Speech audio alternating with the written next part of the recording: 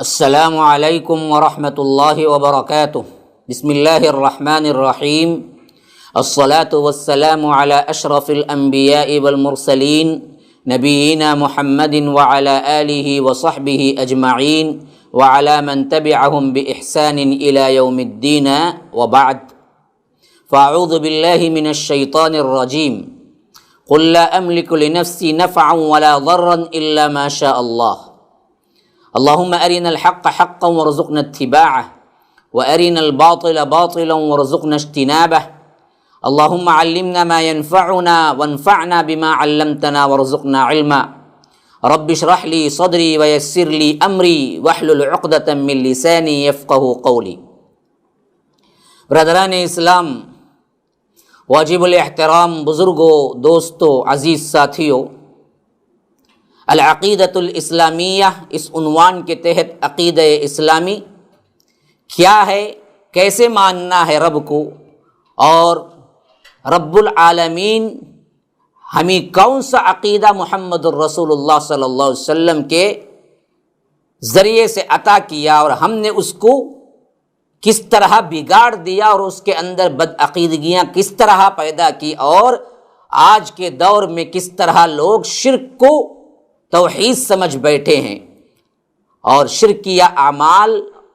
شرکیہ افعال لا علمی کی وجہ سے، جہالت کی وجہ سے، دھڑلے سے کس طرح کر رہے ہیں، اور اس کو کیسے ہم روکیں اور پلٹیں اپنے رب کی طرف، اس سلسلے میں یہ دروس آپ کے سامنے آ رہے ہیں۔ گزشتہ کے درس میں نے آپ کے سامنے یہ بات رکھی کہ مشکل کشائی اور حاجت روائی، اس کے بارے میں یہ عقیدہ رکھنا کہ رب کے علاوہ کوئی نہیں ہے کائنات کے اندر، لیکن ایک فرقہ وہ ہے جو شد و مت کے ساتھ اس کو بندوں میں تقسیم کرنا چاہتا ہے اور اس شرک کو پھیلانا چاہتا ہے اور بتانا چاہتا ہے کہ یہ دراصل جائز ہے دوسروں کو پکارنا مشکل کشائی کے لیے اور حاجت روائی کے لیے، اور اللہ اپنے بندوں کو عطائی طور پر یہ اختیار دیتا ہے کہ وہ مشکل کشائی کریں۔ تو میں نے اس کی تردید میں بتایا تھا کہ اللہ تبارک و تعالی نے کسی کو اختیار نہیں دیا۔ اب آگے چل کر غور فرمائیں، نبی کریم صلی اللہ علیہ وسلم کی ذات گرامی ساری مخلوق میں سب سے اعلیٰ ترین ہے، آپ کی ذات سے اعلیٰ، آپ کے شان سے اعلیٰ کوئی نہیں ہے مخلوقات میں جن پر اللہ تبارک و تعالی نے اپنی رحمتوں کا، اپنی برکتوں کا نزول کیا، یہاں تک کہ جن کی عمر کی قسم کھائی اللہ تبارک و تعالی نے اپنی کتاب میں۔ ہاں، اتنے معزز نبی ہیں جن کی زندگی کو اللہ نے بہترین نمونہ قرار دیا، جن کو رب العالمین نے جسمانی حیثیت سے کائنات کے تمام چیزیں بتائی، اسرا معراج کروایا، یہ فضیلت ہے۔ جن کی اطاعت کو اللہ کی اطاعت، جن کی نافرمانی کو اللہ کی نافرمانی قرار دیا، جن سے آگے بڑھنے کی اجازت نہیں ہے کسی کو۔ آپ صلی اللہ علیہ وسلم جیسا نہ کوئی اس کائنات میں آیا، نہ قیامت تک آئے گا، نہ آپ جیسا مقام کسی کو ملا، نہ قیامت تک ملے گا۔ اللہ تبارک و تعالی نے خود کہہ دیا کہ آپ کا ذکر ہم نے بلند کر دیا ہے۔ الم نشرح لک صدرک ووضعنا عنک وزرک الذی انقض ظہرک ورفعنا لک ذکرک۔ ہم نے آپ کا ذکر بلند کر دیا، تو پھر کون ہے جو اللہ کے رسول صلی اللہ علیہ وسلم کے ذکر اور ان کی بلندی میں کوئی کمی کر سکے؟ لیکن اس کے باوجود مشکل کشائی کا اختیار نہیں دیا، اختیارات میں شریک نہیں کیا، اور یہ رب العالمین خود کہلوایا اللہ کے رسول صلی اللہ علیہ وسلم سے خصوصیت کے ساتھ۔ کیوں؟ معلوم تھا آنے والے لوگ غلو میں آگے بڑھ کر، حد سے تجاوز کر کے یہ رتبہ جو الوہیت کا ہے نبی کو دیں گے، اس واسطے فرمایا سورہ اعراف سورہ نمبر 7 آیت نمبر 180 پر 8، قل لا املک لنفسی نفعا ولا ضرا الا ما شاء اللہ، آپ فرما دیجئے اللہ کے رسول صلی اللہ علیہ وسلم، میں لا املکو یہاں پر انا کا صیغہ، املکو، میں تو اپنے نفع و نقصان کا بھی مالک نہیں ہوں، لا املکو، میں اپنے دوسروں کا کیا نفع و نقصان دور کر سکتا ہوں، میں اپنا نفع و نقصان دور کرنے کا بھی میں مالک نہیں ہوں سوائے اس کے جو اللہ چاہے، الا ماشاء اللہ یا رب۔ اور اسی طرح فرمایا یہی الفاظ ٹھیک ٹھیک صرف نفعا ضرن کا بدل ہوا ہے سورہ یونس سورہ نمبر 10 آیت نمبر 49 میں، وہاں فرمایا کہ قل لا املک لنفسی ضرا ولا نفعا الا ما شاء اللہ، اللہ کے رسول صلی اللہ علیہ وسلم آپ کہہ دیجئے میں اپنی ذات کے لیے بھی کسی نقصان اور نفع کا اختیار نہیں رکھتا مگر وہ جو اللہ چاہے، میں نہیں رکھتا اپنی ذات کے لیے تو دوسروں کا کیا، اللہ کے رسول کو یہ اختیار نہیں تو پھر کسی اور کا کیا۔ 2 آیات ہیں جس میں اللہ کے رسول اپنے آپ سے کہتے ہیں میں کہتا ہوں، صرف الفاظ کی تبدیلی ہے۔ اعراف میں جب آیا تو فرمایا کہ لا املک لنفسی نفعا ولا ضرا، نفع اور نقصان، نفع پہلے آیا نقصان بعد میں آیا، اور یونس میں جب آئی وہی آیت تو صرف اتنی تبدیلی ہوئی ہے کہ لا املک لنفسی ضرا ولا نفعا، نقصان اور نفع کا مالک نہیں ہوں۔ پہلے فرمایا کہ پہلا کیا آیا تھا، نفع اور نقصان کا مالک نہیں ہوں، دوسری آیت میں فرمایا کہ نقصان اور نفع کا مالک نہیں ہوں، دونوں طرف آگے پیچھے بدل کر کے اللہ تبارک و تعالی نے اپنے حبیب کو کہا کہ آپ اپنے سے کہیے میں اختیار نہیں رکھتا، لوگوں کو کہہ دیجئے اللہ کے رسول کو اختیار نہیں ہے تو پھر کون مائی کا لال ایسا ہے جو یہ کہہ سکے کہ مجھے اختیار مل گیا، کوئی نہیں ہے۔ اللہ کے رسول کو نہیں ملا تو اللہ کے رسول کے امتیوں کو کہاں سے مل گیا، ان کے ولیوں کو کہاں سے مل گیا، علی حجویری کو کہاں سے مل گیا، موسیٰ شاہ قادری کو کہاں سے مل گیا، کالے شاہ ولی کو کہاں سے مل گیا، عبد القادر جیلانی کو کہاں سے مل گیا، کہاں سے تم بنا کے لائے حضرت علی مشکل کشا؟ کون؟ اللہ کے رسول نہیں ہے تو علی رضی اللہ عنہ کیسے مشکل کشا بن گئے؟ یا حسین کے نعرے اللہ کے رسول صلی اللہ علیہ وسلم کو نہیں تو نواسے رسول کو کیسے مل گیا وہ اختیار؟ اچھا ایک بات اور اس میں گمراہ کرنے کے لیے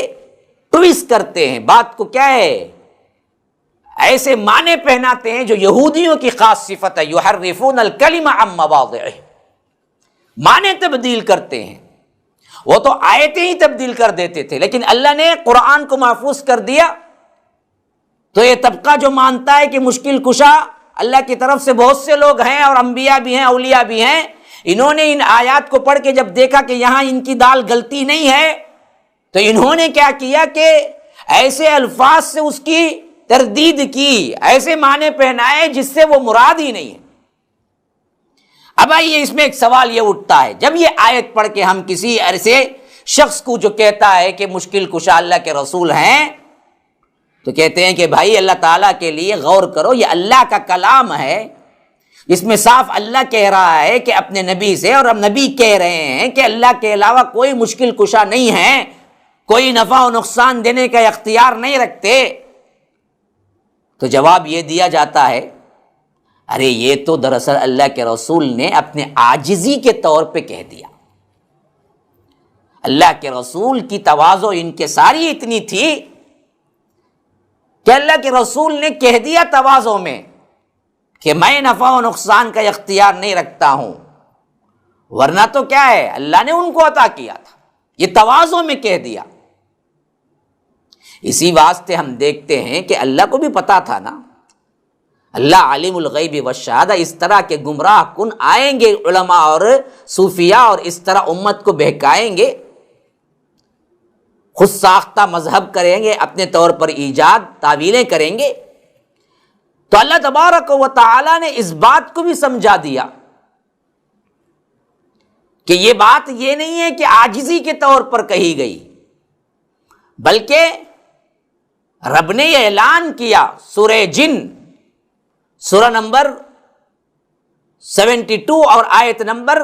21، فرمایا کہ قل انی لا املک لکم ضرا ولا رشدا، آپ کہہ دیجئے کہ بلا شبہ میں تمہارے نقصان کا اختیار رکھتا ہوں، نہ تمہارے کسی بھلائی کا۔ یہاں دراصل کیا ہے، اللہ کے رسول صلی اللہ علیہ وسلم نے اللہ تبارک و تعالی سے کلام کر کے کہہ رہے ہیں، گویا کہ ایسا صیغہ لایا یہاں پر اللہ کے رسول خود نہیں کہہ رہے ہیں، بلکہ اللہ تعالیٰ کہہ رہا ہے کہ آپ کہہ دیجئے، تواضع میں نہیں، حقیقت یہ ہے، اس واسطے کہہ دیجئے میں نہ تمہارے نفع کا اختیار رکھتا ہوں، نہ یہاں پر کیا ہے تمہارے نقصان کا، کیونکہ عاجزی کا جملہ اپنی طرف سے ہوتا، جیسا کہ قل لا املک لنفسی میں دیکھے،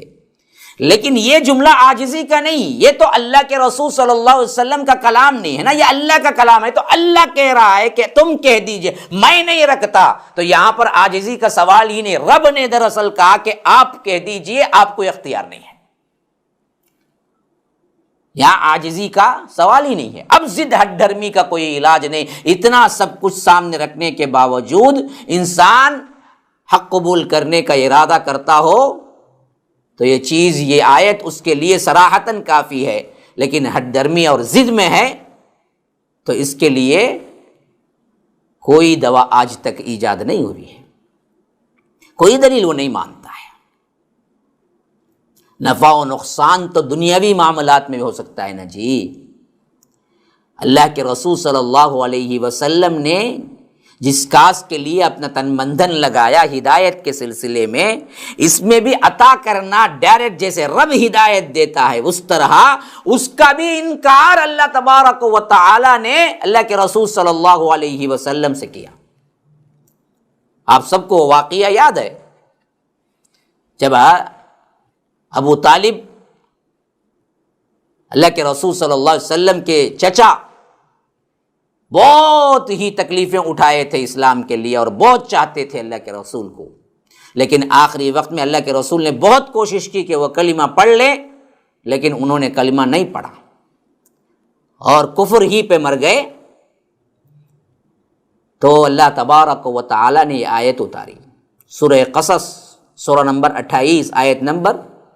56، فرمایا کہ انک لا تہدی من احببت ولکن اللہ یہدی من یشاء وہو اعلم بالمہتدین۔ اللہ کے رسول صلی اللہ علیہ وسلم تحقیق جس کو چاہیں آپ ہدایت نہیں دے سکتے، بلکہ جس کو اللہ چاہے ہدایت دیتا ہے، اور اللہ ہدایت جو پانے والے ہیں، جن کو ہدایت دینا ہے، اس کو خوب جانتا ہے، جن کو دینا ہے ان کو دے گا اللہ، آپ کو اختیار نہیں ہے۔ اور اسی طرح فرمایا سورہ توبہ سورہ نمبر 9 اور آیت نمبر 51،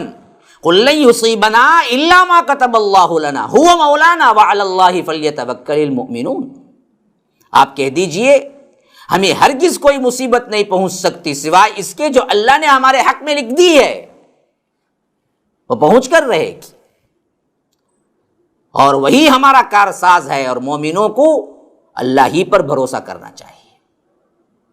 اچھا، حدیث میں اللہ کے رسول صلی اللہ علیہ وسلم کون سا عقیدہ دے رہے ہیں؟ دیکھیے حدیث کے اندر اللہ کے رسول صلی اللہ علیہ وسلم نے فرمایا کہ وَاعْلَمْ، جان لو یہ بات،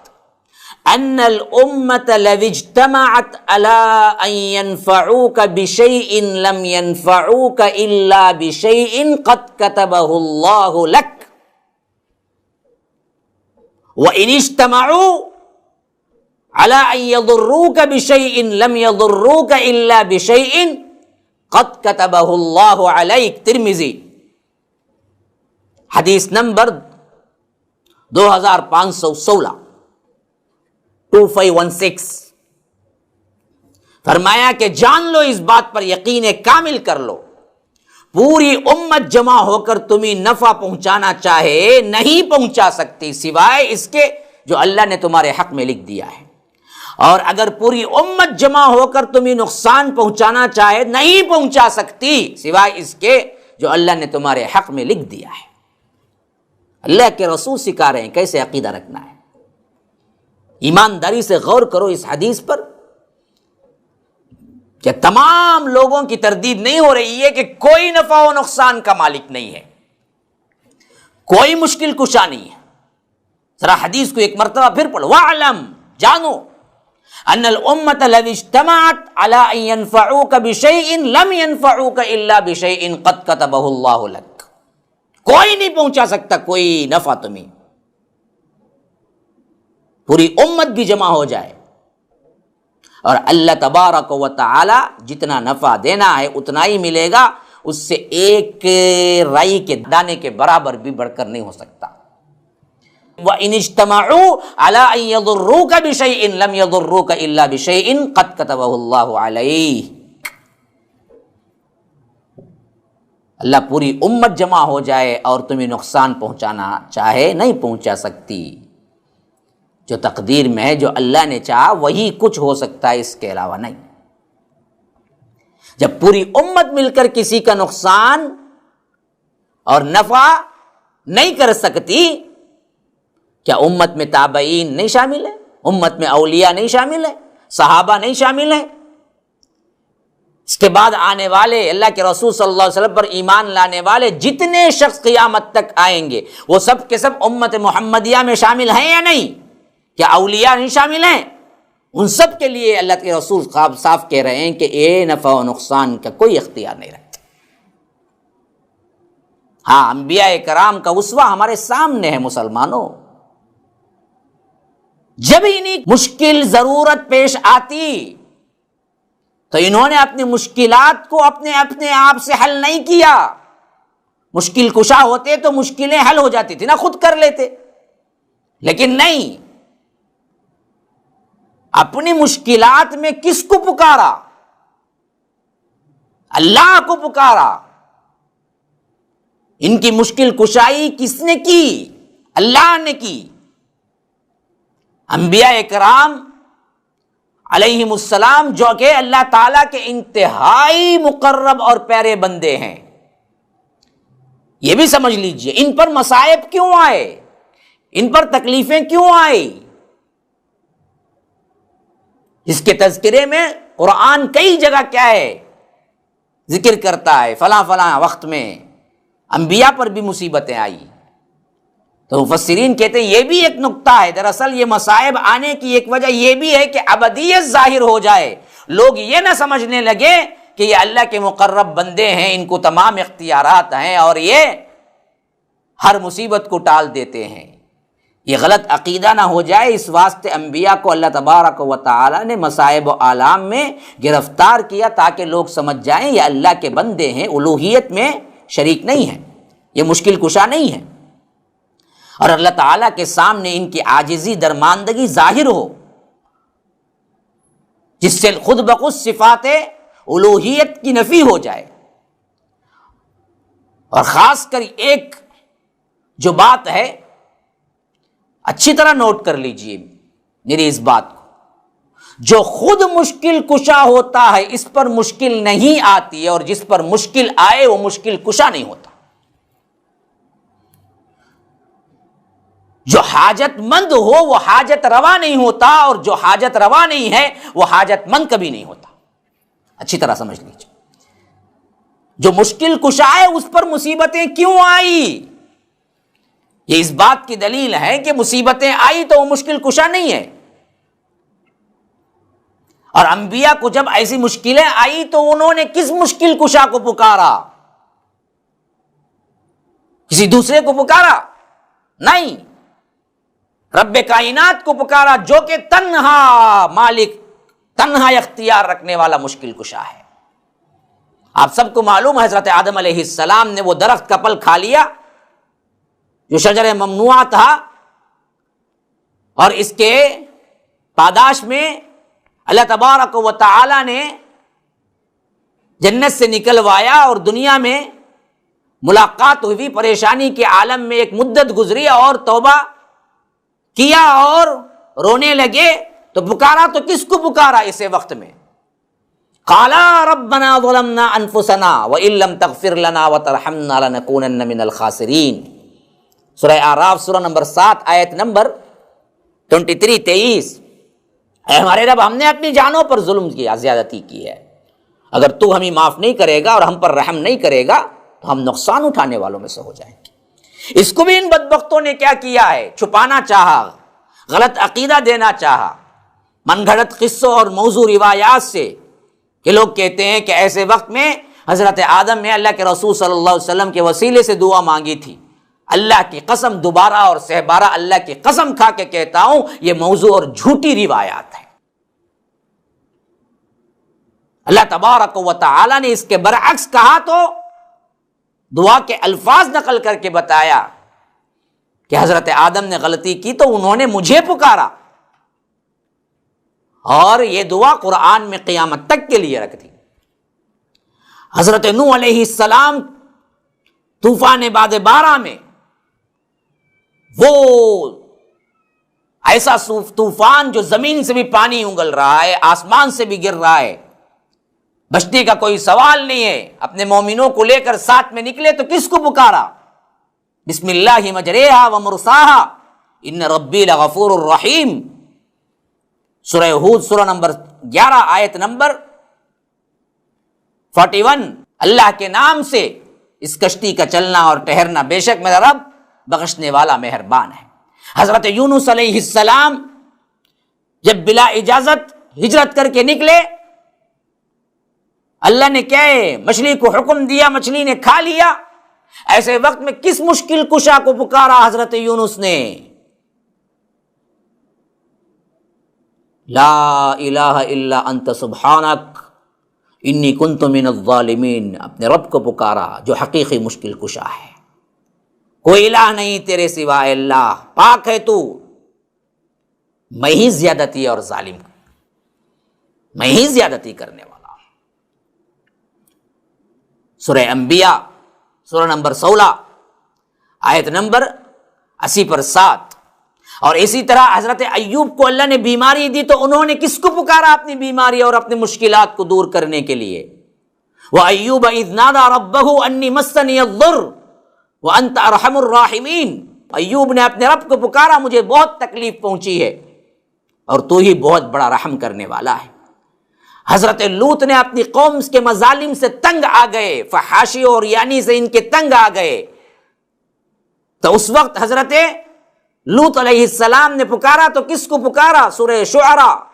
سورہ نمبر 26 آیت نمبر 169، رب نجنی واہلی مما یعملون، اے میرے رب مجھے اور میرے اہل و عیال کو ان کاموں سے جو یہ کرتے ہیں نجات دے دے۔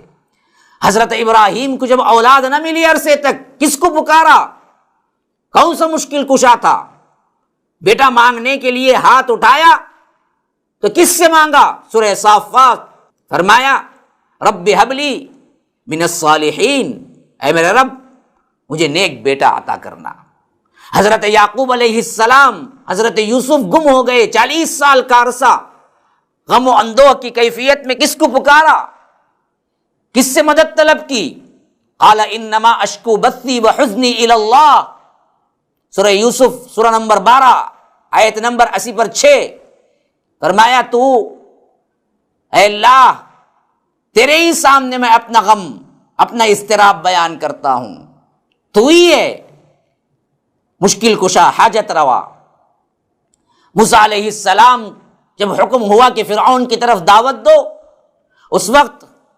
اپنی پریشانی، اپنی زبان کی لکنت کی، اس کے اظہار کرتے ہوئے کس سے مدد طلب کی؟ رب العالمین سے۔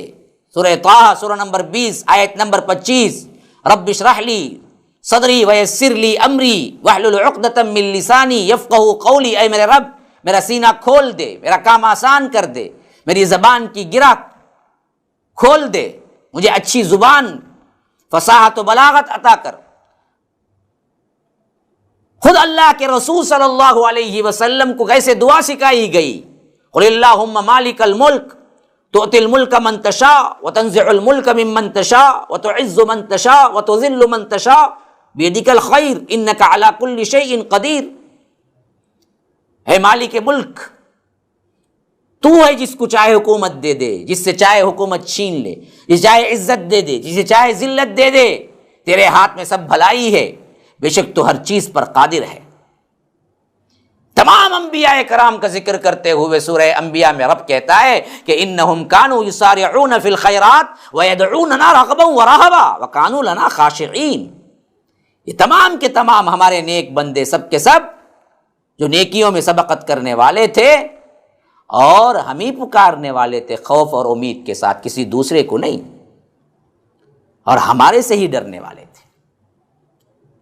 یہ حضرات انبیاء کرام کے دعاؤں کا مجموعہ ہے جو قرآن سے میں نے آپ کے سامنے رکھ دیا ہے کہ کبھی کسی دوسرے کو نہیں پکارا، نہ کبھی اللہ نے کسی دوسرے کو اختیار دیا۔ تو مسلمانوں جب بھی پکارو اللہ کو پکارو، اللہ کے علاوہ کوئی حاجت روا نہیں، کوئی مشکل کشا نہیں۔ اس عقیدے پر اپنی زندگی کو گزارو، شرک سے بچو، ورنہ دنیا میں بھی نقصان ہے، آخرت میں تو نقصان ہی نقصان ہے۔ ھذا وباللہ التوفیق وصلی اللہ وسلم علی نبینا محمد۔ اسأل اللہ لی ولکم ولسائر المسلمین من کل ذنب فاستغفروہ انہ هو الغفور الرحیم۔ والسلام علیکم ورحمۃ اللہ وبرکاتہ۔